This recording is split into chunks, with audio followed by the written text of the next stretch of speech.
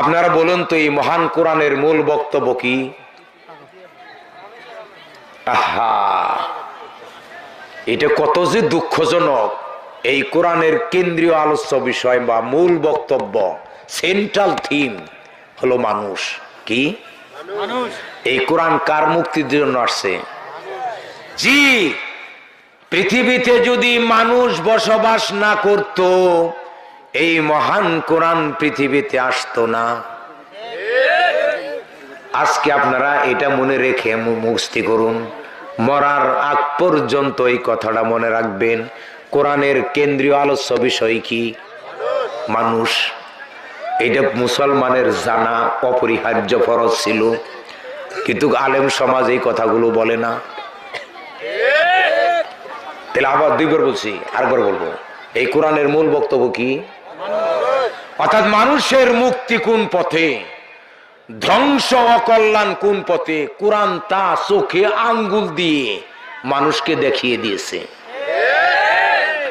সুতরাং এই কোরআন যদি মানুষের মুক্তির জন্য এসে থাকে, তাহলে মানব জাতিকে এই কোরআন বুঝতেই হবে। বোঝা ছাড়া মুক্তি। যে ট্যাবলেট খেলে আপনি বেঁচে থাকবেন, না খেলে মারা যাবেন, এই ট্যাবলেটটা কত গুরুত্বের সাথে খাওয়া উচিত আপনি বুঝায় আসে না? ঠিক না? তাহলে কোরআনের মূল বক্তব্য কি? মানুষ। তাহলে কার জন্য আসছে কোরআন? আকাশ আর জমিন যত সৃষ্টি আছে, কারো মুক্তির জন্য কোরআন আসে নাই। যদিও সমস্ত জ্ঞান বিজ্ঞান এই কোরআনে আছে, কিন্তু মূল টার্গেট কি? মানুষকে মুক্তি দেওয়া, দুনিয়ার বুকে আখেরাতে জান্নাত দেওয়া। সুতরাং মানব জাতিকে কোরআন কি বুঝতেই হবে, জানতেই হবে।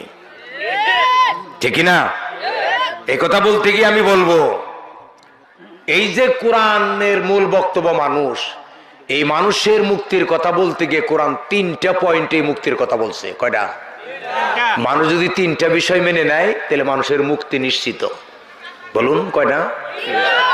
দুনিয়ার সমস্ত নবী রাসূলদেরকে আল্লাহ নবুয়তের আসনে সমাসীন করার পর আল্লাহ নবীদেরকে বলেছেন, নবী পৃথিবীর মানব জাতিকে তিনটা বিষয় মেনে নেওয়ার জন্য দাওয়াত দাও। কয়টা? দফা। কয়টা? 6 দফা লাগবো না, 42 দফা লাগবো না। দফা কয়টা? তিনটা দফা মেনে নেওয়ার জন্য নবী পৃথিবীর মানুষকে তুমি দাওয়াত দাও। প্রথম দফা কি? নবীরা বলছেন, ও পৃথিবীর মানুষ, তোমরা আল্লাহর তাওহীদ মেনে নাও।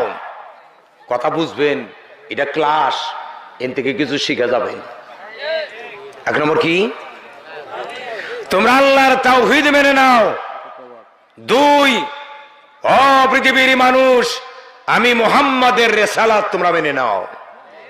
3, ও পৃথিবীর মানুষ, তোমরা আখেরাত মেনে নাও। এই তিনটা বিষয় যদি কইছি, প্রত্যেক ভাষায় কিছু অব্যয় আছে, এটি না থাকলে মানুষ ধোঁকা দিতে পারতো না। এই অব্যয়ের কারণে মানুষ কি করে? ধোঁকা দেয়। তোমার তো 20,000 টাকা দেওয়ার কথা ছিল, কিন্তু এই যে কিন্তু দিয়ে মেরে দিল। যাবো তো তোমার বাড়িতে, তবে এই যে তবে দিয়ে দিল শর্ত, যাব না। বুঝেন নাই? সব ভাষায় আছে। এই তিনটা বিষয় যদি পৃথিবীর মানুষ মেনে নিত, 1 ঘন্টার মধ্যে গোটা পৃথিবী জান্নাতের মতো পরিবেশ হয়ে যেত। আমি তা প্রমাণ করেই আমি আমার আলোচনা করব। তাহলে প্রথম দফা কি? তাওহীদ অর্থ কি? আর কোন অর্থ জানেন না? একত্ববাদ অর্থটা ভুল না, কিন্তু এটা সঠিক স্পিরিট না। তাওহীদের মূল স্পিরিট হলো সার্বভৌমত্ব। এটা এমন একটি বাংলা শব্দ, কলেজ ইউনিভার্সিটির ছাত্র শিক্ষক ছাড়া অন্যরা এগুলা বুঝেই নেয়। কারণ পড়েই দেখে নেই, তার ফিজিক্স পড়ে নাই, পরিণীতি পড়ে নাই, রাষ্ট্রবিজ্ঞান পড়ে নাই। কারণ তাওহীদ বুঝা ছাড়া আপনি কিয়ামত পর্যন্ত কোরআন বুঝতে পারবেন না।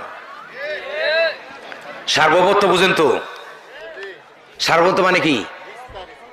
সার্বভৌমত্ব মানে হলো আইন রচনার অধিকার তার। কথা বুঝেন আমি কই দিই? মনে করেন আমি সার্বভৌম ক্ষমতার মালিক, একবার সহজ ভাষায় বুঝবেন। আমার কণ্ঠ মোটামুটি খারাপ না, কিন্তু আমি কণ্ঠ না দেওয়ার চাইতে আমি বুঝাইতে চাই বেশি। মনে করেন আমি সার্বভৌম ক্ষমতার মালিক, এর অর্থ হইল আপনারা কেউ আইন রচনা করতে পারবেন না, আইন রচনা করব আমি। কথা কন না কেন? কিন্তু আমার এই সার্বভৌম ক্ষমতার মালিক হইতে গেলে আমার 4টা গুণ লাগবে। কয়টা গুণ? 4টা গুণ ছাড়া আমি সার্বভৌম ক্ষমতার মালিক হতে পারবো না, আইন রচনা করতে পারবো না। 1 নম্বর, আমি সার্বভৌম ক্ষমতার মালিক মানে আমার ক্ষমতা হবে চরম এবং পরম ক্ষমতা। আপনারা সবাই মিলে আমার ক্ষমতাকে চ্যালেঞ্জ করতে পারবেন না, আমার ক্ষমতা হবে এত বেশি। এটা এখন মানুষের সাথে মিলান। বাংলাদেশের মন্ত্রী পরিষদ যদি এক বাক্যে পদত্যাগ করে, প্রধানমন্ত্রীর ক্ষমতা কি? শেষ। গোটা পৃথিবীর মানুষ যদি বলে আল্লাহ তোমারে মানি না, তোমার গদিতে আগুন ধরিয়ে দিব, আল্লাহর কিছুই যায় আসে না। তাহলে এই গুণ মানুষের নাই, কার আছে? 2 নম্বর, সার্বভৌম ক্ষমতা অবিভাজ্য।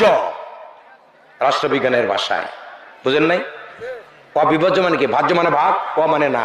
কি সার্বভৌম ক্ষমতা 2-3 জনে মিলা করণ যাবো না। কয়জনে?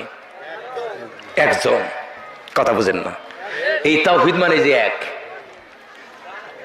বুঝেন নাই? একটা কলেজের প্রিন্সিপাল 2 জন হইলে এই কলেজ চলবো? একজনে বলবো 4টা পর্যন্ত ঘন্টা হবে, আরেকজনে বলবো 12টার মধ্যে ঘন্টা, ছুটির ঘন্টা বাজাও। কথা কয় না?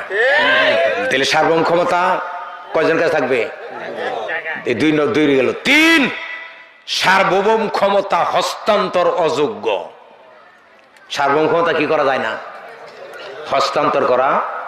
আজকে আমি বুক করব, কালকে তিনি বুক করবেন, তা না, চিরদিন কি একজনের কাছে। এই গুণ মানুষের কি? কারণ মানুষ মরণশীল। এখন আছে একজনের কাছে, এর আগে ছিল কার কাছে? ফখরুদ্দিনের কাছে।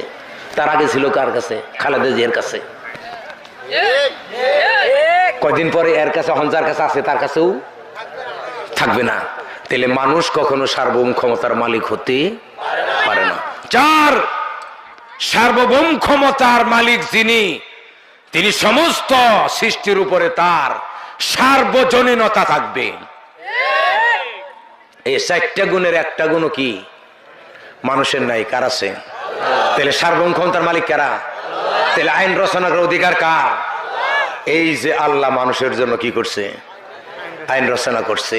এই কোরআন দ্বারা বাংলাদেশ চলে না, ডক্টর কামালের লেখা সংবিধান দ্বারা বাংলাদেশ চলে। কাজে ব্যস্ত চাইতে হবে ডক্টর কামালের কাছে। আল্লাহর কাছে বেচতে চাইতে যদি চান, তাহলে এই দেশ কোরআন দিয়ে চলতে হবে। এই জন্য বলছে আল্লাহর তাওহীদ মানো। এর সংক্ষেপে বলবো, তার মানে আল্লাহর আইন মানো। 2, আমি মুহাম্মদের রিসালাত মানো। তার মানে কি? ও ভাইয়া, বিবেককে প্রশ্ন করেন, বিবেককে। আমি মুহাম্মদের রিসালাত মানে আমার মতো মহান রাসূলকে নেতা মানো। পৃথিবীর কাউকে নেতা মানা যাবে না। আজকে গোটা পৃথিবীর, বিশেষ করে বাংলাদেশ, যদি রাসূলের মতো মহান চরিত্রকে মডেল মানত, তাহলে বাংলাদেশ দুর্নীতি